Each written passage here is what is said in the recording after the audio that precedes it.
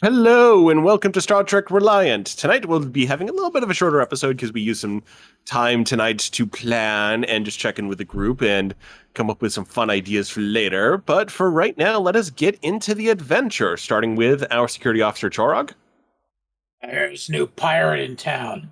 Can't wait to beat him. science officer DB Wells, Time is an illusion. our All Faiths chaplain Victor Waitley, Greetings and salutations.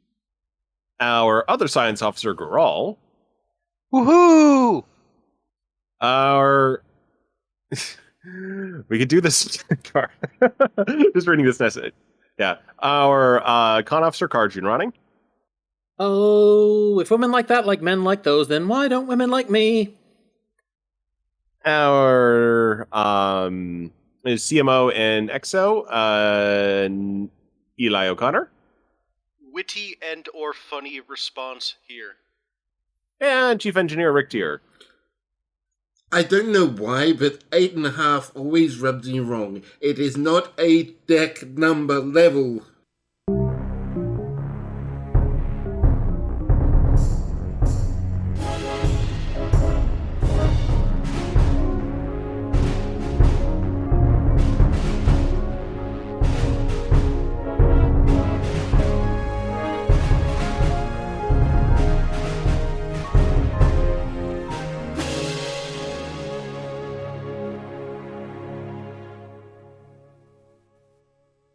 Alrighty, so last time our intrepid band of heroes went to the mall. We did some shopping, we saw some sights, and we were approached by, well, one of the pirate minions. I believe his name is Clack, right? I think it's just Claw. Claw, there we go, Claw. So we were approached by Claw with a bit of a proposition of... Or, Carl, you're the one who named him. Ska. Ska. There we go, We go. Ska. Okay, so we're approached by Ska, one of the pirate minions, who has basically offered us a chance to go see the pirate boss with the potential of, well, getting ourselves intentionally captured so we can visit with the rulers of the Trident system to fix Kara. So we are basically, the camera cuts down to the mall. We have a large group of, somewhat armed individuals following a rather arthropoidal pirate down to one of the, well, kind of the VIP clubs towards the bottom of the mall area. Folks are walking along, have an opportunity to small talk. As you're kind of wandering into a pirate den. My lord keeps this area for business purposes. What kind of business? The best way to put it, I believe, would be the movement and selling of exotic goods and bulk commodities. Smuggling, got it. Well, is it really smuggling if they're not checking in the first place? Yes. Lieutenant Tardigrade's head also nods. Call this a pirate den. I've seen better. I'm sure. Ska just kind of moves along and just opens a door to a long and dark sort of a briefing room with a long table and many chairs. And at the head of the table is Captain Nathel. Captain Othel is entertaining his usual comrades when he notices the group walk in. Immediately he notices Chorog, who does tend to stand out. Oh, so you're the pirate I've been hearing about. Not much of a pirate if you ask me. Kara looks back and forth between Nathel and Chorog. So I guess we're just going to skip talking and go straight to the fighting? No, let me try to talk to this guy. So you're this Captain Nathel that they were telling about. Thought you'd be taller. While this is going on, Kara just sits down at one of the chairs. Graves Sensetsa also takes a seat. Bosho stays by the door. As does Ska, and he shuts the door after everyone's in. Rick is sort of like a bit confused as to like what he should be doing. Things could happen, but he's not a one really engaged in the conversation, so he's just sort of like, is he going to stand behind Kara, I guess. I think that's what he's going to do. Fidgety lizard. Eli takes the other end of the table, at the very direct end, facing the captain.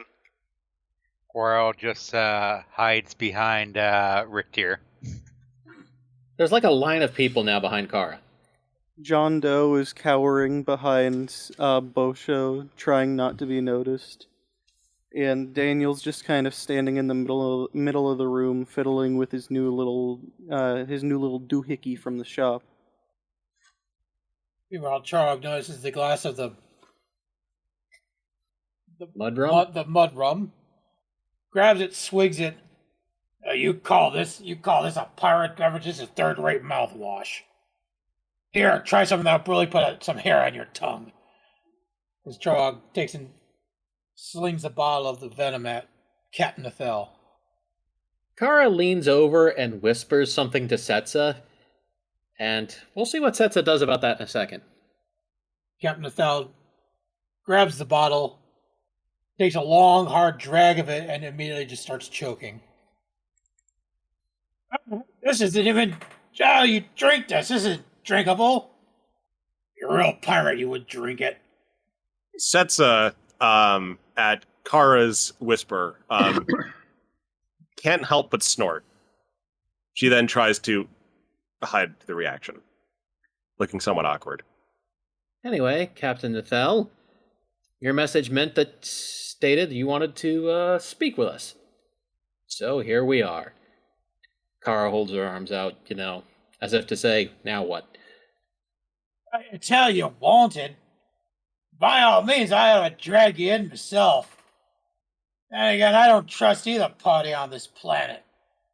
Not to me, I would, as far as I'm concerned, you're just competition. I ought to kill you all where you stand. You'd find that quite hard in my case. Dog just kind of arches an eyebrow, walks up to him, gets within about a foot of him and says, I dare you to try it. Graves raises a hand. Graves says, so we're wanted, and we also want to be found. That's kind of the gist of why we're here. We could settle things down a little bit. There is a question of what can we be offered to give ourselves up willingly to the higher-ups of Trident. Higher-ups of Trident? How the hell with them? They've been nothing but trouble for me. I deal with them. They don't deal back all that well. I'm in this for myself now. And I think I'm just going to take you and sell you off to the lowest bidder. Yeah, that's not going to quite work. And Graves at this point is just rubbing his chin and looking quite amused. Kara is literally laughing and just leaning back in the chair. By this time, Charles gets up into his face and it slowly calms and he tells him to his face, you don't have the stones. And promptly turns his back to Nethel to go back to the group because Charles just can't take this guy seriously at this point. Nethel is none too pleased at what just happened.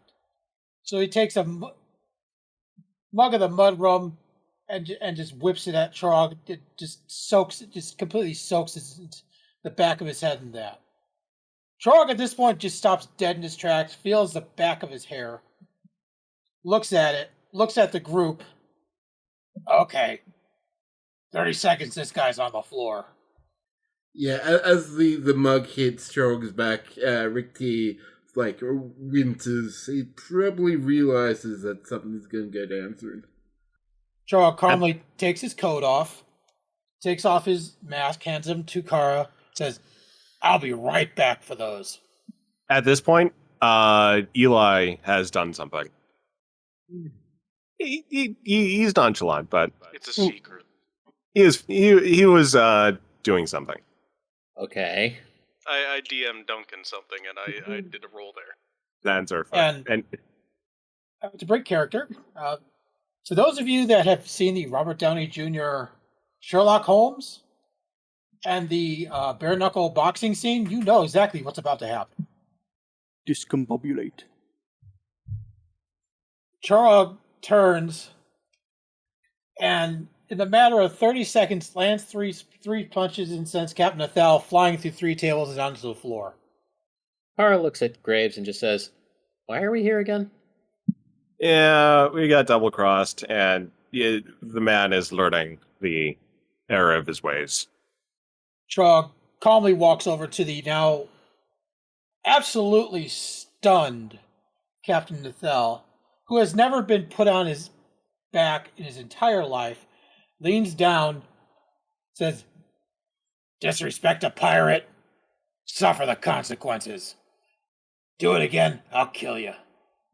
At this point, the group can hear a low whine. Hard to tell where it's coming from. What? You just hear it. Just a... Can Rick do a, I guess it would be inside engineering to see if he can recognize the sound as some mechanical sound? Indeed. Okay. I am in game chat, so I can just do this.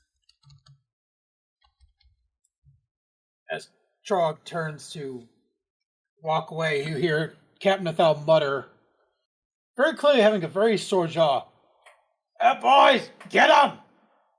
And at this point, Rick can tell that the whine is coming from a wall.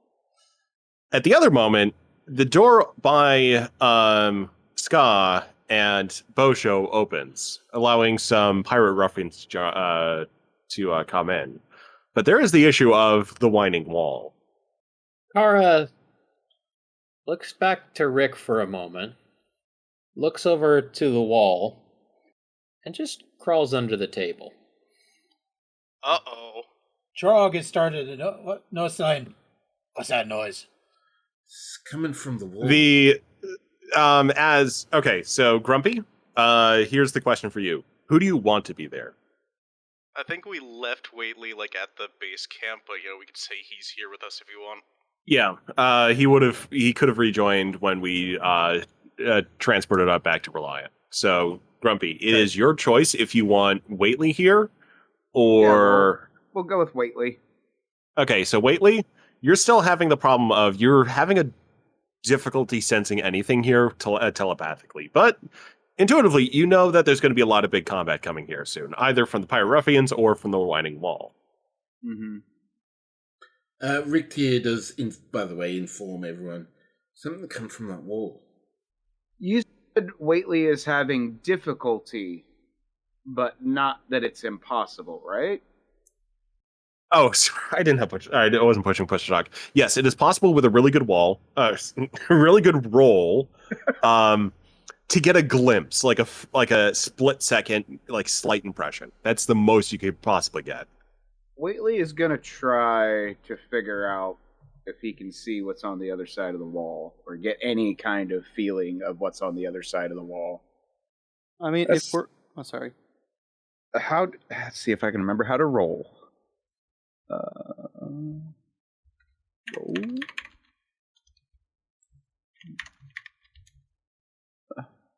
5 and a 7. That's pretty good.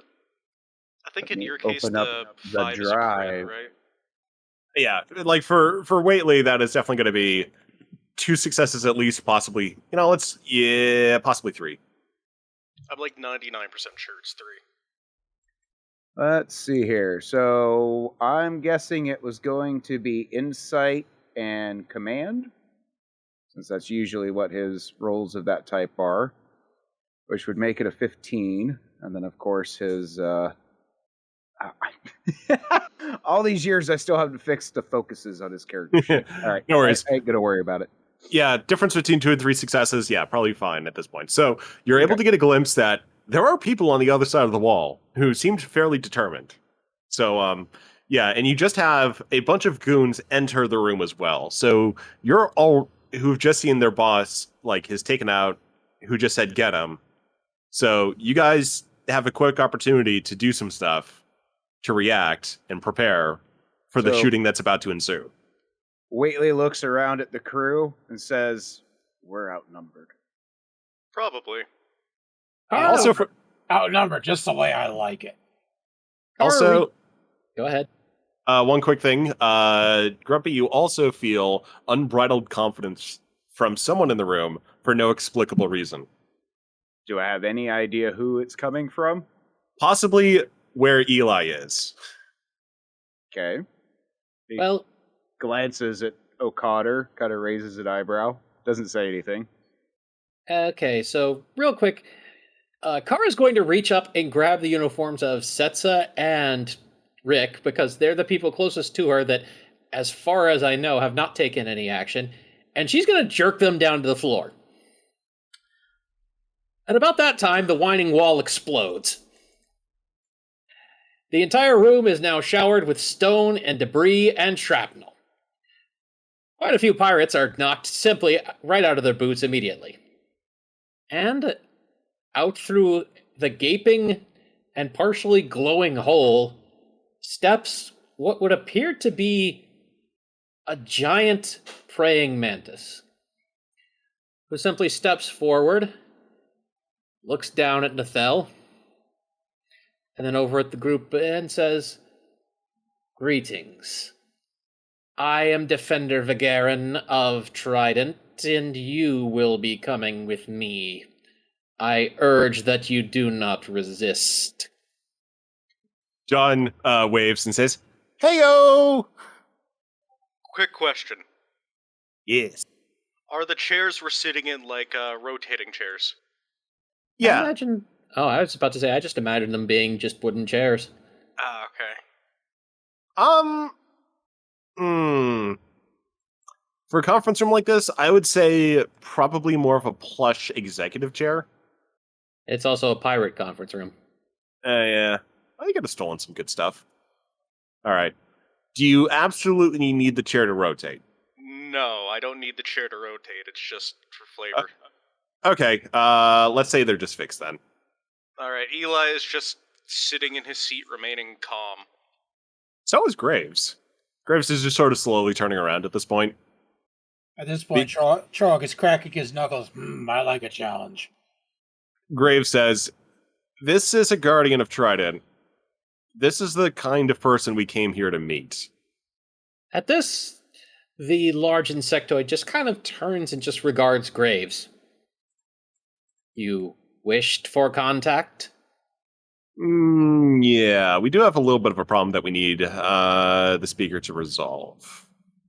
There's a moment where he seems to be processing, and several of the pirates are picking themselves up off the ground. What is it that you wish? Well, he looks to Eli and then to Kara and says, "Well, you did some stuff to our con officer here, and we'd like that to be reversed."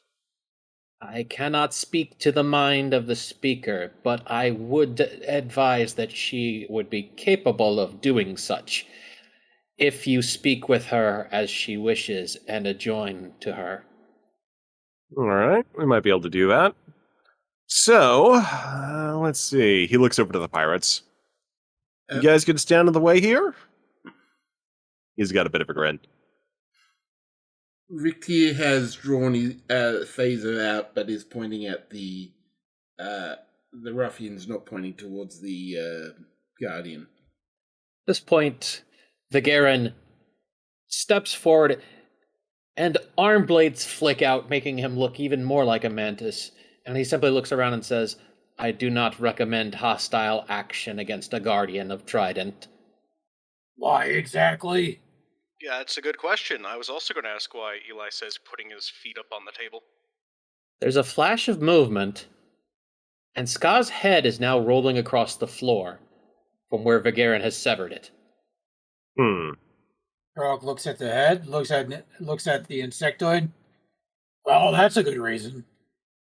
At this moment, there's another whining coming from behind Eli. "I did not call for more guardians." And the whining continues and increases in pitch. Eli, do you remain where you are? Yeah, sure. Okay. I have The a wall chair to protect me. the wall disintegrates again, this time just kind of falling aside. And four white armored aliens step into the room and just open fire at Vigarin. there's a shriek, and Vigarin basically scuttles up to the ceiling, dodging bullets, or dodging phaser bolts, more likely. And as he goes, he simply shrieks down at Nathel, "Not only are you incompetent, you are also a betrayer!" Wonder who these ones are, Eli says.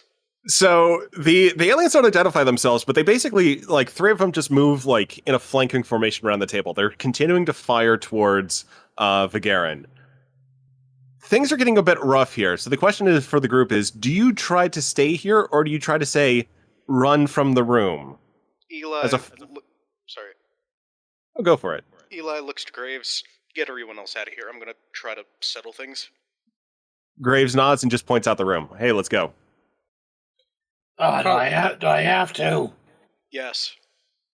I don't is get it? it. Oh, sorry. Go ahead. I make it in order. I don't get it. Are we trying to go with them or fight them? I don't know, but there's so much chaos here right now, I'm just gonna stick around and settle this. Perhaps we let them go. Come on. And Ricky will start leading DB out. Kara, at this point, bolts from under the table, pulling Setsa with her.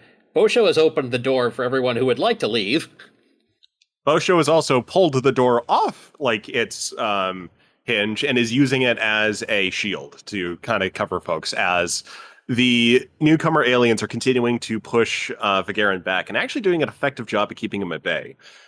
Vigarin does try to use his blades, but the blades themselves flick off notable energy shields on these guys. And those appear to be very good energy shields.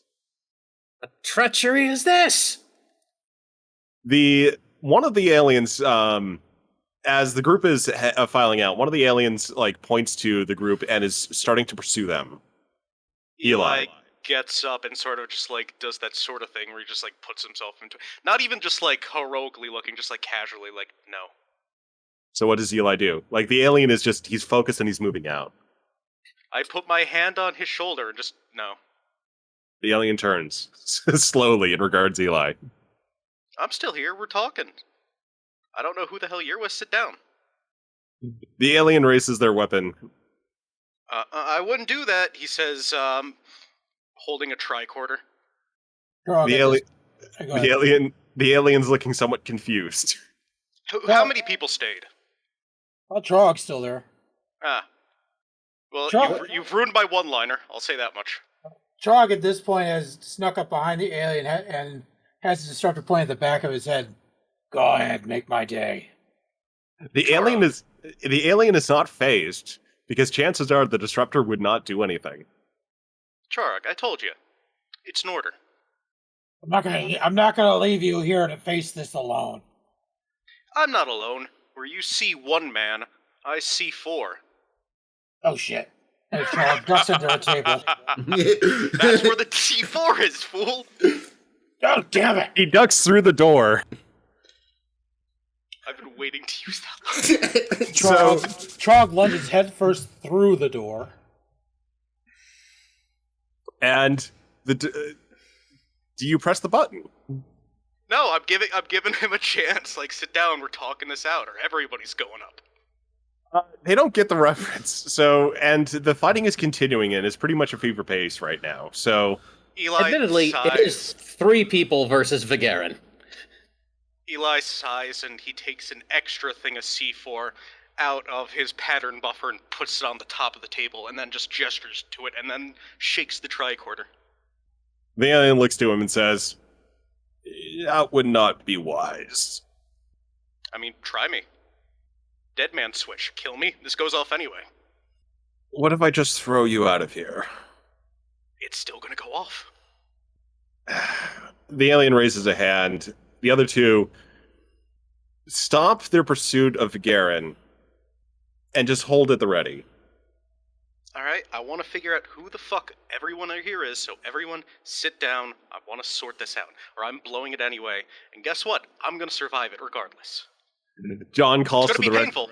In the hallway, John calls to the rest of the group. Hey guys, Eli has held an ultimatum and has boobies, and I think he's getting everyone to talk.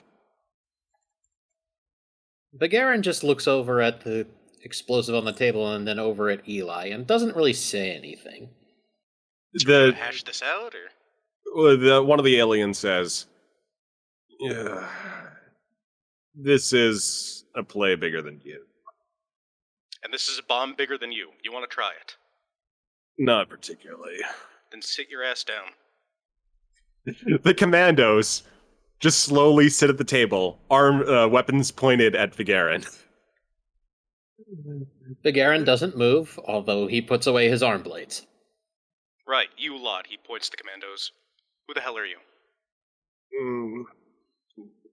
We are harvesters.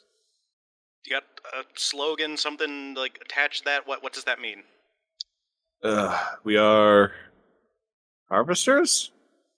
What do Like you work for? one of the other ones supplies, like, we are endeavoring to. He's struggling for words, but he says we are endeavoring to make Trident better, more connected, to free us from this prison. All right, and what's killing Mantis Blades over there going to do? Is this a question directed at him, or? It's directed at anyone who wants to answer it. Well, Vigarin's not going to bother then. It says, your party was at risk of being captured by the forces of Trident. This we cannot allow. We're not going to be captured. I have contingencies. Well, You're- you've just seen the first one. But the one of them just like gestures to out the door. And it's like, one of yours said that you wanted to get captured. Well, then you guys started coming in here. You know, we were going to try to, blow our way out, seeing I got these here, but you sort of ruined that. It's like, I'm not the only one that has all these. Everyone in my party has about 100 pounds of this. That is unexpected, the lead harvester says. And useful to know.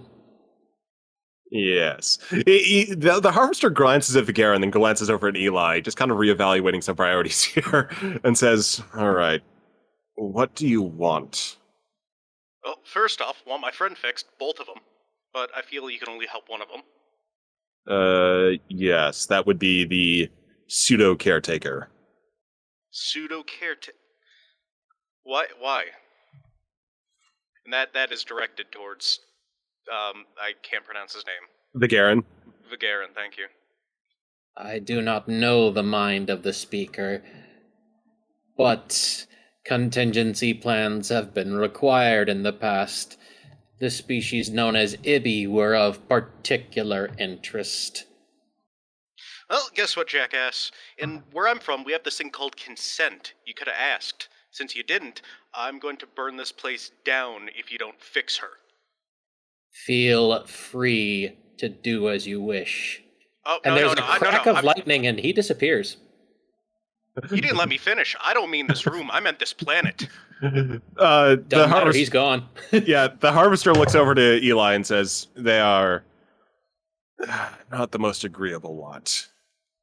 We have met with Vigarin before in combat. He is evasive, as you have seen. Yeah, I do see that. So, Piracy Man, over there, hello. You still with us? Everyone looks at Nathel. Captain Nathel is slowly, and I mean slowly, getting up from the absolute raffle stomping Charog dealt him. Oh, did anyone get the license transmission number of that shuttle that hit me?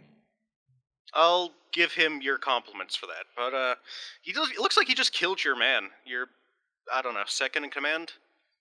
You want revenge? Always was a detestable bug, never really trusted him. Can't say I'm going to mourn him dead. The lead harvester. So, Or, yeah, no, you first. Eli was just going to say, Quip, like, how thoughtful of you.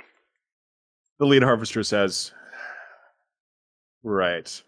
We are hoping to intercept you in hopes of, well, in the first place, preventing the caretaker from achieving what she wants, and that is our own destruction.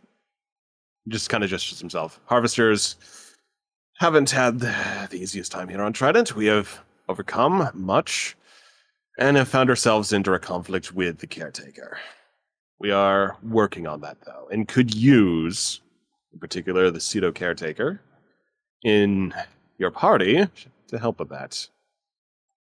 All right, we can ask things first. You're going to ask her, unlike these jackasses. Very well. We are civic, despite what some people have said of us. So yes, we will ask if you want to accompany By all us. means, you're accompanying me. I know where they're going. Then The we'll figure this out. lead harvester nods to the other two, and the other two nod, and they kind of move to assist / accompany Nethel, while the lead harvester nods, still in his suit, and says, "Very well, we will accompany." All right, well, let's get out of here fast because I do want to blow this. Okay, Kara. Kara? Actually, specifically, Jarlin, you have a good ending for this scene, correct? Yeah, if everybody has a way out. Everyone has basically been moving out at this point, so you're kind of back in the main mall area, past the big, the long hallway leading into this place. Okay. Everyone can feel a massive rumbling in the earth and a heavy heat. Uh-oh. Oh boy. Everyone just starts to move out. The rumbling gets closer and closer, as does the heat, getting hotter and hotter and hotter. I think we should. I think we should double time this. I think you're going to need to do more than run. Have I regrouped with the group? Yes, everyone has been regrouped by now. All right. He taps his comm badge. Reliant. Any idea what's going on? We're getting some seismic activity and geothermal, possibly. The voice of your, tactical officer comes in immediately. Get the hell out of there! They're bombing the entire city from orbit. They're destroying it with a beam. Shit. Can you get through the interference to transport us? The harvester immediately taps his shoulder and says, "Transport the party, rescue survivors, engage Trident's forces." And with that, the entire crew is transported immediately to a harvester ship. And with that, I'm going to call that as the end of the episode. Yeah. The entire It's a group is... shorter episode, but holy Yeah, shit. it's a shorter episode, but it's a really good point to leave off on. Because the harvesters have just declared open war on Trident. And, yeah, well, I'm going to see how civilization goes with this. So I'm thanks proud for... of what I've done. And at that, as we transport, the signal is also lost on the dead man switch, and that causes the conference room to explode. Before it is vaporized by a massive beam from orbit. Yeah. Well, Did I okay. accidentally a war? Yeah. Well, not quite. There- The one thing I'll say is that I'm going to make a DM thing here. The city is not completely destroyed. Oh, no. Like, That was never the intent. Yeah. Like, the city gets hit, but harvester ships are now engaging Trident ships. And the thing about the harvester ships is that they're good. Like, really good. So, Trident is going to be moving away from the bombarding the city to engaging the harvester ships and effectively finding the limits of what the system is currently capable of.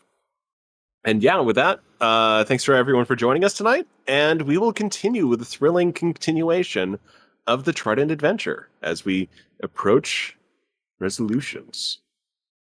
Good night, everyone. Bye-bye now. Bye-bye. Bye.